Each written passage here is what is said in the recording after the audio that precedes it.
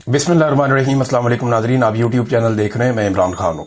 नाजरीन, इमरान खान साहब के जो वकील हैं सलमान सफदर साहब, बैरिस्टर सलमान सफदर, मैं इन्हें अच्छी तरह जानता हूँ। ये बड़े काबिल वकील हैं।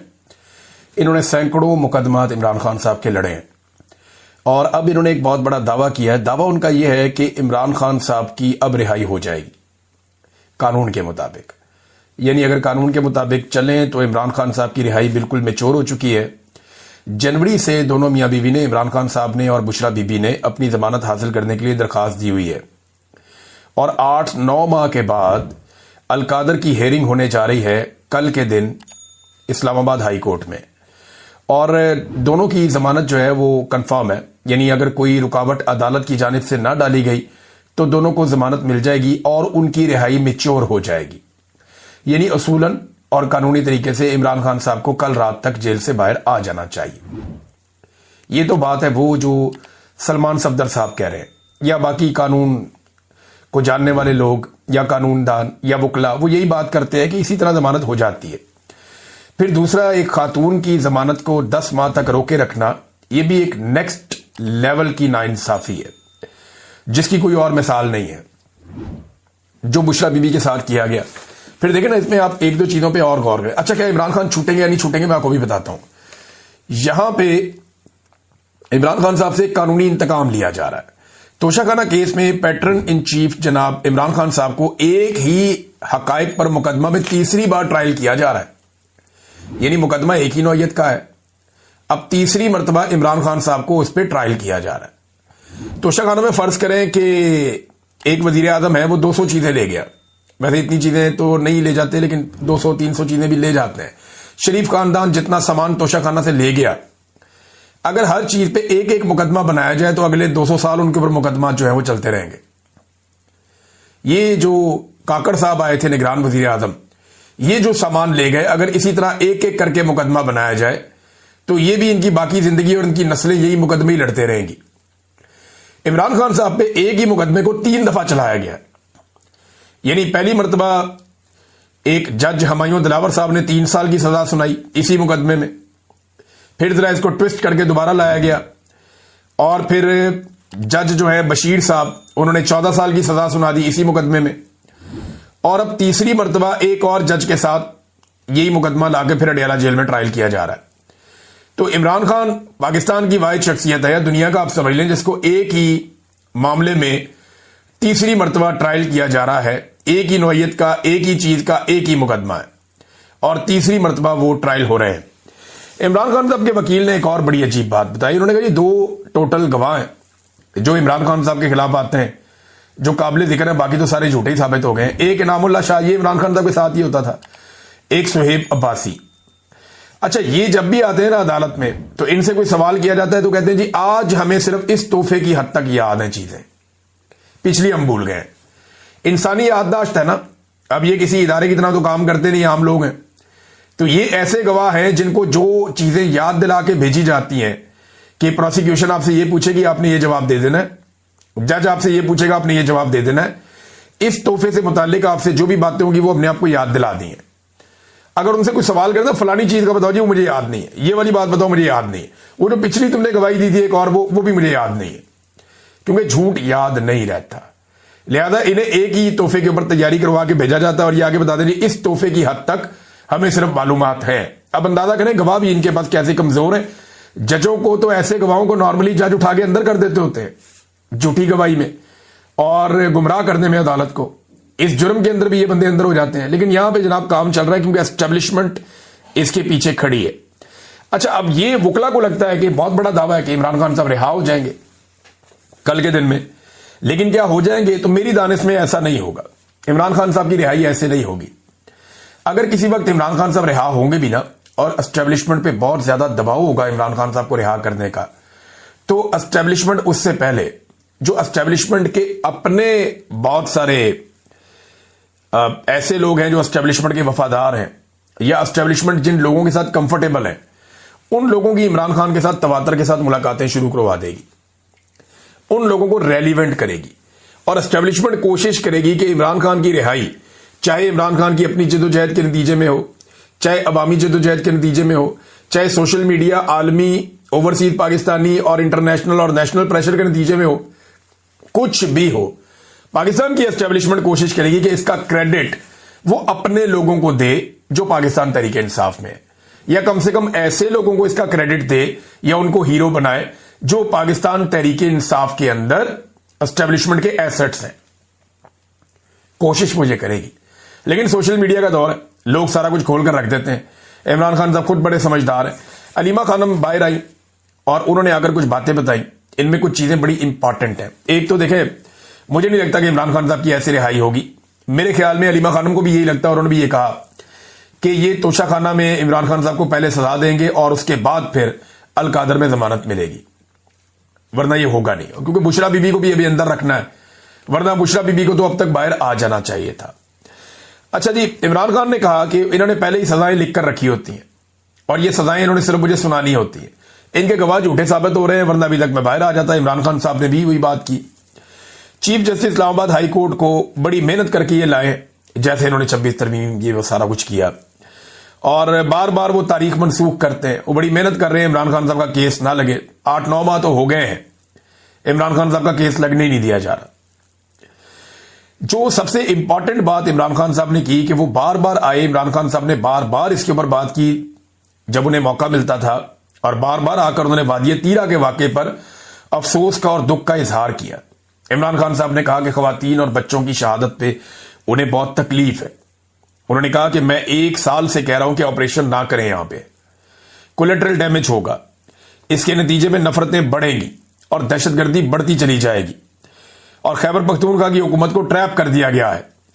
अफगानिस्तान में भी वो ये कह रहे हैं कि इसी तरह हुआ था, जब अमेरिका दहशतगर्दों के ऊपर अटैक करता था या हमले करता था तो कोलेटरल डैमेज बहुत बड़े पैमाने पर होता था। करजई की और गनी के जो 2 अदवार गुजरे हैं उसमें उन्हें यह बहुत बड़ी प्रॉब्लम हुई है कि तालिबान जहां पे भी जाते थे उन्हें बहुत बड़ी सपोर्ट इसलिए मिलती थी कि लोगों के साथ जुल्म बहुत हुआ था ऑपरेशन के नाम के ऊपर। तो ये इमरान खान साहब ने मिसाल दी। फिर उन्होंने कहा जी आसिम मुनीर साहब की जो अफगान पॉलिसी है उस पर शदीद तनकीद की इमरान खान साहब ने, तफसीलात आ जाएंगी, मैं आपके साथ शेयर करूंगा। और कहा जी अफगानों के खिलाफ बयानात भी दिए गए, हमले भी, बेदखलियां भी, ड्रोन हमले भी, ये सारी चीजें इमरान खान साहब ने कहा गैर जरूरी और गलत है। आसिम मुनीर साहब सारी दुनिया में जाते हैं, इनको जाना चाहिए था अफगानिस्तान, और अफगानिस्तान जाके अफगानिस्तान के साथ मामलात करने चाहिए थे, क्योंकि पाकिस्तान का अमन वहां पे जुड़ा है। इमरान खान साहब कहते हैं कि आसिम मुनीर साहब जो मौजूदा ऑपरेशन हो रहे हैं उससे 2 मकासद हासिल करना चाहते हैं। नंबर 1, उन्हें आलमी सतह पे पजीराई मिल जाए, तारीफ हो जाए कि वो मुजाहिद है जो दहशतगर्दी के खिलाफ खड़ा है और लड़ रहा है। इनसे कुछ सहाफियों ने सवालात किए, जिनमें खास तौर पे अनस गोंदल साहब ने बड़े सख्त सवालात किए, और हमारे एक हमजा भट्टी साहब हैं उन्होंने भी बड़े सख्त सवालात किए और जायज सवालात हैं। यानी अनस गोंदल साहब ने पूछा कि गंडापुर साहब आप दोबारा कारकुनों को छोड़कर भाग तो नहीं जाएंगे अगर कारकुन आपके साथ आएंगे तो गंडापुर साहब ने वहां पे गलत बयानी कर दी कि डी चौक में खड़ा हुआ आखिरी आदमी मैं था।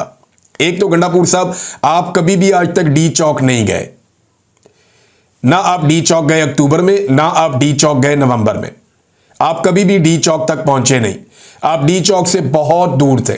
कारकुन डी चौक में पहुंचे, दोपहर को पहुंचे, आप रात तक डी चौक नहीं पहुंचे, बल्कि आप गाड़ियां खड़ी करके बहुत दूर इस्लामाबाद की एंट्री पे काफिला रोककर वहां पे मौजूद रहे।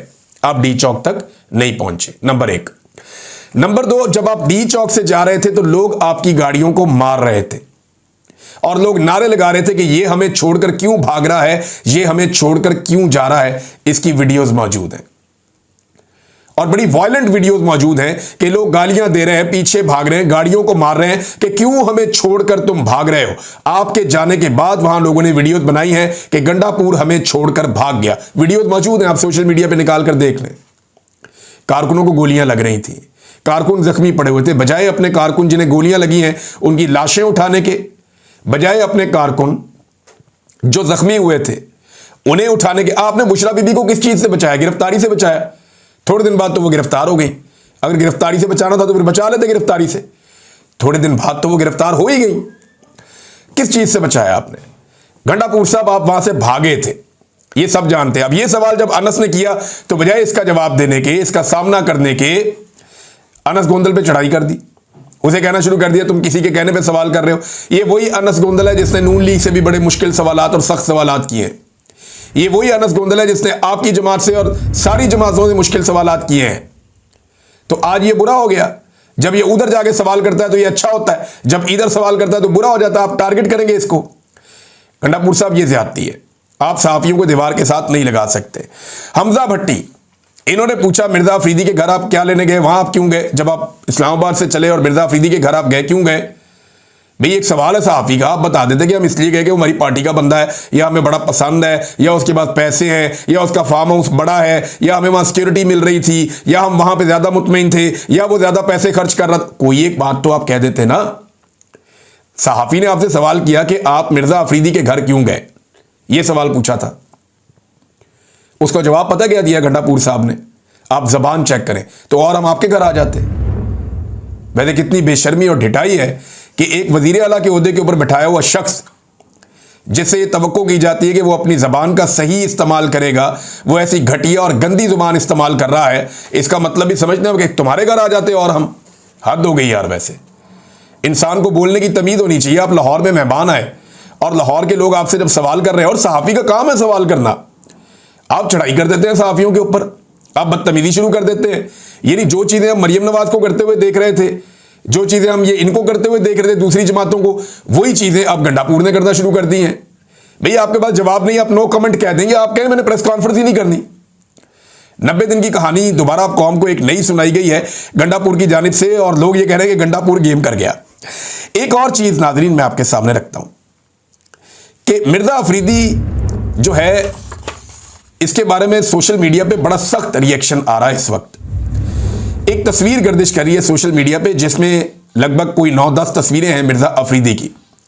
जिस वक्त इमरान खान साहब को जेल हो रही थी, इमरान खान साहब बड़ी तकलीफ में थे, पीटीआई को मार पड़ रही थी, उस वक्त मिर्जा अफरीदी कहां कहां घूम रहा था।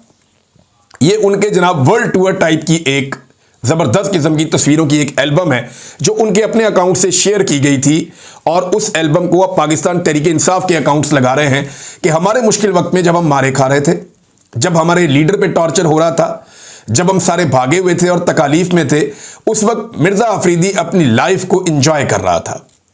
इसमें दिखाते हैं कि मिर्जा अफरीदी जो है ये बतौर डिप्टी चेयरमैन सेनेट चाइना के दौरे पर गए, और तारीख थी 30 मई 2023।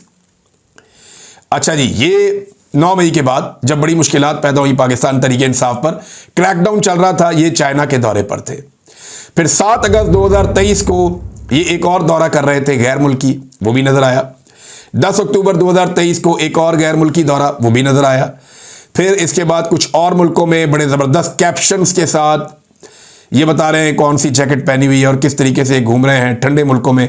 कमाल करते हैं। वैसे ये 7 जनवरी की एक और फुटेज है, फिर 2 जुलाई की एक और है, 19 जनवरी की एक और है। तो कमाल वैसे वर्ल्ड टूर किया है मिर्जा अफरीदी ने उस बीच में, जब इमरान खान साहब जेल की यात्रा पे हैं, सारी पार्टी जो है वो डंडे सोटे खा रही है, इधर तहरीकें चल रही हैं, मिर्जा अफरीदी साहब वर्ल्ड टूर लगा रहे हैं, एंजॉय कर रहे हैं। और जैसे ही इलेक्शन का टाइम आया सेनेट का, तो जनाब अपने पैसे के बलबूते पर वो सेनेटर बनने के लिए मैदान में आ जाते हैं। पैसा बहुत ज्यादा है ना। और ये पाकिस्तान तहरीक इंसाफ में बात ज़बान ज़दे आम है, बहुत सारे लोग ये बात करते हैं और फैलाते हैं और ये बात कहते हैं कि मिर्जा अफरीदी ने कोई फंडिंग दी हुई है, और ये भी कहा जाता है कि ये शिबली फराज साहब की तरफ दी गई है और उनको हैंड ओवर की थी, और ये करोड़ों में पैसे, कोई 12 करोड़ कहता है, कोई 40 करोड़ कहता है। ये तो मिर्जा साहब ही कंफर्म कर सकते हैं कि उन्होंने कितना चंदा दिया है, और वो पैसा कहते हैं जी कि इमरान खान के केसों पर हमने खर्च किया है। गंडापुर साहब कहते हैं मैंने खर्च किया है, कुछ लोग कहते हैं मिर्जा अफरीदी ने दिया है, फैमिली कहती है जी हमने दिया है, वकील कहते हैं हमने लिया ही नहीं। तो ये एक अलग कहानी तो है। लेकिन मिर्जा अफरीदी साहब जब टूर फरमा रहे थे तो उस वक्त पीटीआई मुश्किलात में थी, और आज पीटीआई के कारकुनों को इस बात पे गुस्सा है कि जनाब किसी शहीद को दे देते, कि शहीद के भाई को, बाप को सेनेट का टिकट किसी और को दे देते, किसी जख्मी को दे देते, कुर्बानियां देने वाले किसी कारकुन को दे देते, मारे खाने वाले, जेलें काटने वाले किसी कारकुन को, किसी वर्कर को दे देते। जरूरी तो नहीं था कि एक सरमायाकार को देना है। और जिस तरह गंडापुर साहब इसके फार्म हाउस पे जो हाजिरी दी है गंडापुर साहब ने सारों को लेकर, तो इससे यह लगता है कि बेहतरीन एमपीएस जो है वो इनको फराम किए जा सकते हैं आने वाले दिनों में। अब प्रेशर बहुत ज्यादा है, मिर्जा को टिकट देना उतना आसान तो नहीं रहेगा, लेकिन हो सकता है कि मिर्जा को टिकट दे भी दिया जाए, क्योंकि मिर्जा की सिफारिश बड़ी तगड़ी है और कोशिश की जा रही है कि मिर्जा को ही टिकट मिले। नाजरीन, ये जो एक चचा जिसने गालियां वालियां दी थी और बड़े सख्त अल्फाज बोले थे, जब वो बारिश के अंदर बेचारा ट्रेवल कर रहा था, बड़ी मुश्किल में था, तो उस वक्त जज्बात इंसान के कोई और होते हैं, तकलीफ में है ना, और वो अपनी तकलीफ के लिए हुक्मरानों को जिम्मेदार समझता है। फिर उसने वोट भी नहीं डाला, लाके उसके ऊपर हुक्मरान मुसल्लत कर दिए गए, तो उसने नाजेबा अल्फाज के अंदर बात की। अब इस आदमी को गिरफ्तार किया गया और इसका बयान जारी करवा दिया गया, और ये पंजाब की एक मरियम नवाज की चहीती खातून है, उन तक वो पहुंचा दिया गया और उन्होंने उसको पब्लिक कर दिया। सवाल यह पैदा होता है कि हाई कोर्ट के क्लियर ऑर्डर्स हैं कि किसी भी जेर हिरासत शख्स का बयान लेकर पब्लिक नहीं किया जाएगा। यानी आपने हथकड़ियों में डाल के किसी आदमी से आप कुछ भी कहलवा दें, अदालत की तरफ से इसकी ममानियत है और यह गैर कानूनी है, और यह गैर कानूनी हरकत पुलिस की जानिब से की गई है, इस पर तो इंक्वायरी होनी चाहिए। लेकिन वो लोग तो बबांगे दोहल कह रहे हैं कि हमने तुन के रख दिया, हमने सॉफ्टवेयर अपडेट कर दिया, और गरीब आदमी आप उसको मारेंगे, उससे उसकी रोटी छीनेंगे, तो बेचारा जो आप कहेंगे वो कह तो देगा, लेकिन दिल में वो आपसे प्यार नहीं करेगा, वो मजीद नफरत करेगा, और उस जैसे बहुत सारे और लोग भी नफरत करेंगे। नाज़रीन, बाजोड़ में अमन मार्च हुआ, 13 तारीख को होना था, इसी के लिए काम कर रहे थे खानजेब, मौलाना खानजेब साहब, वो शहीद कर दिए गए इस अमन मार्च को रोकने के लिए। और अमन मार्च में पहले से बहुत बड़ी तादाद में लोग निकले, इतना एक्सपेक्ट नहीं किया जा रहा था। मौलाना खानजेब के बड़े भाई आए, एमल वली खान साहब ने बड़ी अच्छी बात की, वो गए वहाँ पे, उनकी फैमिली से मिले, उन्होंने ताज़ियत की, वो अपने लोगों के साथ खड़े हुए, मौलाना खानजेब की फैमिली के साथ खड़े हुए। और ये बहुत ज़रूरी है, जहाँ पे कोई जुल्म जबर हो, जहाँ पे कोई कत्ल किया जाए, जहाँ पे रियासत इंसानों को बचाने में नाकाम रहे, जहाँ पे लोग रियासत से शिकायत कर रहे हो और वो सड़कों पे मारे जाएं, वहाँ पे उनकी क़यादत को उनके साथ जाकर खड़े होना चाहिए। ये अच्छा कदम उठाया एमल वली खान ने, हालांकि मैं उनका नाक़िद हूं बहुत सारे हवालों से, लेकिन ये उन्होंने बहुत अच्छा काम किया।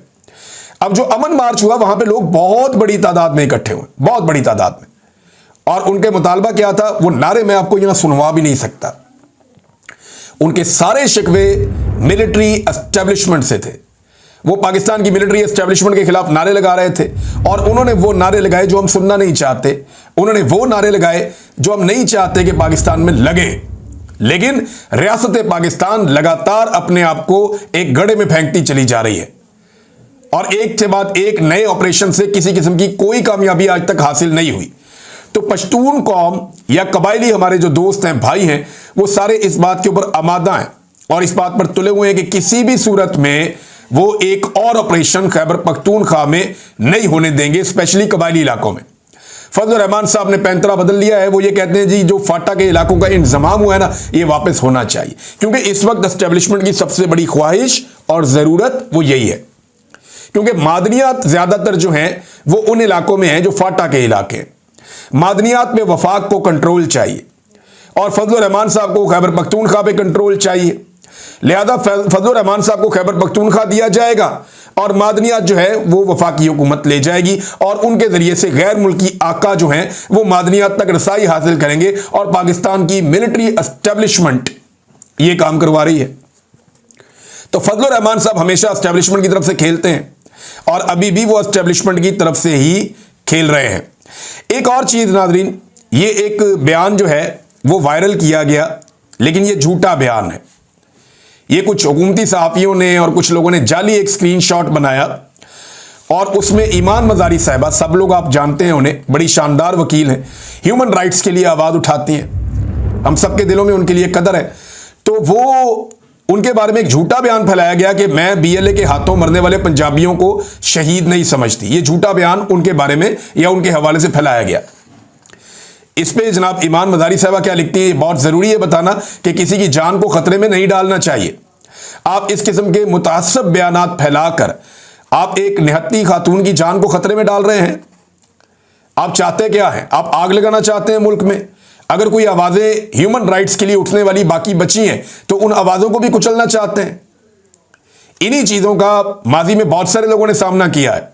आज ईमान मजारी इनका सामना कर रही हैं, तो सबको उनके साथ खड़े होना चाहिए। उन्होंने लिखा कि इस झूठ की फैक्ट्री की जसारत देखें। ये शख्स अपने आप को सहाफ़ी कहता है, लेकिन मुकम्मल झूठ शेयर करने से पहले इतनी भी जहमत नहीं की कि मेरी टाइमलाइन या siyaasat.pk